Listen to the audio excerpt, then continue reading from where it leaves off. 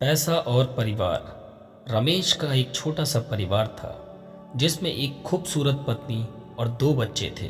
उसकी पत्नी और बच्चे हर हाल में खुश थे, लेकिन रमेश उन्हें ज़िंदगी के सारे ऐशो आराम देना चाहता था और इसके लिए वह प्रतिदिन 16 घंटे से भी अधिक काम किया करता था।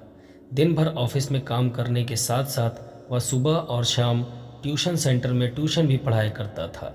वह सुबह सुबह घर से निकल जाता और आधी रात बाद घर लौटता।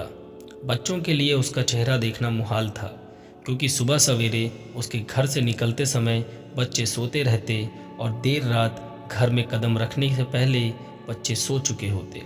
हाँ, रविवार को ज़रूर वह घर पर होता, लेकिन उस दिन भी वह किसी न किसी काम में व्यस्त रहता और उसका समय परिवार के साथ न बीतकर काम करते हुए बीतता। परिवार उसके साथ क्वालिटी टाइम बिताने का बस इंतज़ार करता रह जाता। पत्नी अक्सर उससे कहा करती कि उसे घर में वक्त बिताना चाहिए, बच्चे उससे बहुत मिस करते हैं।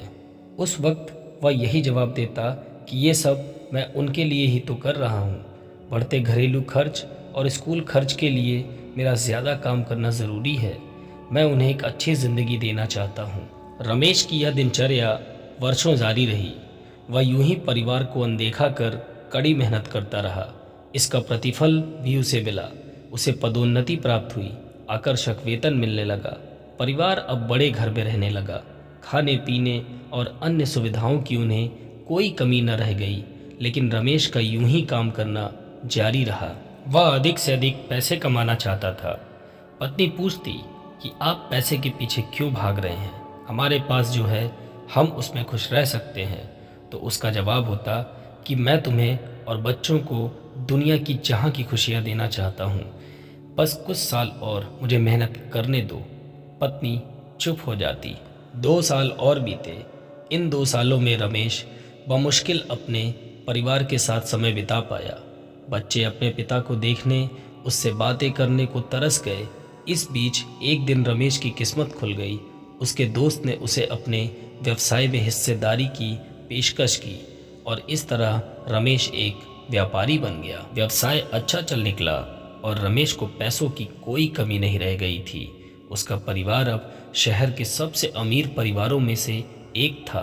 उसके पास सभी सुख सुविधाएं और विलासिता थी, लेकिन अपने बच्चों से मिलने का समय उसके पास अब भी नहीं था। अब तो वह बमुश्किल घर पर रह पाता। उसका अधिकांश समय शहर से दूर बिजनेस टूर में बीतता। साल गुजरने के साथ उसके बच्चे बड़े हो गए। अब वे किशोरावस्था में पहुंच गए थे। रमेश ने भी इन सालों में इतना पैसा कमा लिया था कि उसकी अगली 5 पीढ़ियां शानदार जीवन जी सकती थी। एक दिन रमेश के परिवार ने छुट्टी बिताने समुद्र तट स्थित अपने घर जाने की योजना बनाई। बेटी ने उससे पूछा, पापा क्या आप एक दिन हमारे साथ बिताएंगे? रमेश ने जवाब दिया, हाँ ज़रूर, कल तुम लोग जाओ, मैं कुछ काम निपटा कर 2 दिन में वहाँ पहुँचता हूँ। उसके बाद का पूरा समय तुम लोगों का। पूरा परिवार बहुत खुश हो गया। वे समुद्र तट स्थित अपने घर पर चले गए। 2 दिन बाद रमेश वहाँ पहुँचा, लेकिन उस दिन उसके साथ समय बिताने को कोई नहीं था। दुर्भाग्यवश वे सभी उस दिन सुबह आई सुनामी में बह गए थे। रमेश अपनी पत्नी और बच्चों को कभी नहीं देख सकता था। करोड़ों की संपत्ति होने के बाद भी वह उनके साथ का एक पल नहीं खरीद सकता है। वह पछताने लगा। पत्नी के कहे शब्द उसे याद आने लगे, आप पैसों के पीछे क्यों भाग रहे हैं, हमारे पास जो है हम उसमें खुश रह सकते हैं। दोस्तों, पैसा सब कुछ नहीं खरीद सकता, इसलिए पैसों के लिए अपने परिवार को महत्व देना कम मत करें। पैसा खो देने के बाद फिर से कमाया जा सकता है, अपनों को खो देने के बाद दोबारा वापस नहीं पाया जा सकता।